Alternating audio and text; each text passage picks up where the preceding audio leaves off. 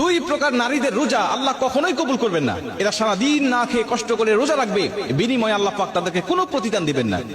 মেয়েরা কিন্তু পুরুষের তুলনায় বেশি রোজা রাখে, মেয়েরা পুরুষের তুলনায় বেশি নামাজ পড়ে, ধর্মের দিক থেকে মেয়েরা কিন্তু পুরুষের দিক থেকে অনেক আগায় আছে। কিন্তু শুধুমাত্র সঠিক তরিকাটা না জানার কারণে, সামান্য ছোট্ট ছোট্ট ভুল হওয়ার কারণে তাদের সব আমলগুলো বরবাদ হয়ে যাচ্ছে। এজন্য নবী বুখারীর বর্ণনায় বলছেন, উরিতুন নারা ফাইদা আকতারু আহলিহা নিসাউ ইয়াকফুর, আমি অধিকাংশ নারীদের স্থান দেখেছি জাহান্নামে, অধিকাংশ নারীরা জাহান্নামে চলে গেছে। দুই প্রকার নারীদের রোজা কবুল হয় না। তার মধ্যে প্রথম নম্বর, এক নম্বরে নবীজি বলেন, যারা স্বামীর অবাধ্য স্ত্রী, ওয়াকফুরনাল আশিরা, যারা স্বামীর অবাধ্য স্ত্রী, এদের উপরে আল্লাহ পাকের লানত থাকে সর্বসময়, নবীজির লানত থাকে, ফেরেশতাদের লানত থাকে। এরা যত ইবাদত করুক আল্লাহ কোনো ইবাদত তাদের কবুল করেন না। নবীজি সাল্লাল্লাহু আলাইহি ওয়াসাল্লাম বলেন, যাদের উপরে নারাজ রয়েছে স্বামী বৈধ কারণে, এরা যখন কবরে যাবে, এরা যখন হাসরের মাঠে উঠবে, মিজানের পাল্লায় যখন তাদের আমলনামাটা মাপ দেওয়া হবে, দেখা হবে একদম জিরো, তাদের কোনো আমলনামাটা আল্লাহ পাক কবুল করেন নাই, অথচ পাহাড় সমপরিমাণ সওয়াব তারা ইনকাম করেছিল।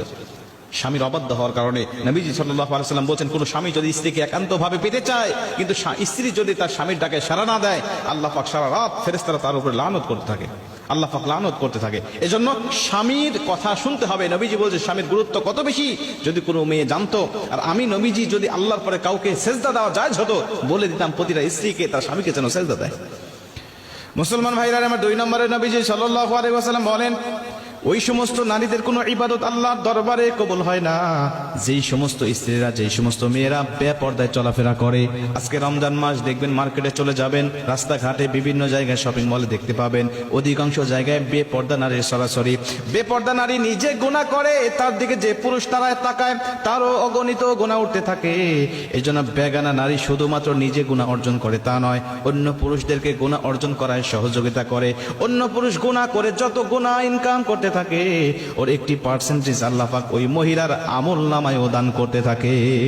বেপর্দা নারী যারা, এদেরকে দেখে অন্য পুরুষের রোজা হালকা হবে, অন্য পুরুষের আমল নষ্ট হবে, অন্য পুরুষের চরিত্র নষ্ট হবে।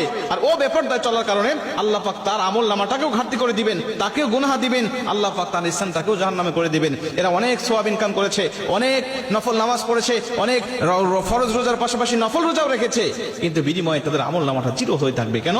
সে নিজে বেপর্দায় চলাফেরা করেছে, নিজে গুনাহ করেছে এবং অন্যকে গুনাহ অর্জন করাতে সে সহযোগিতা করেছে।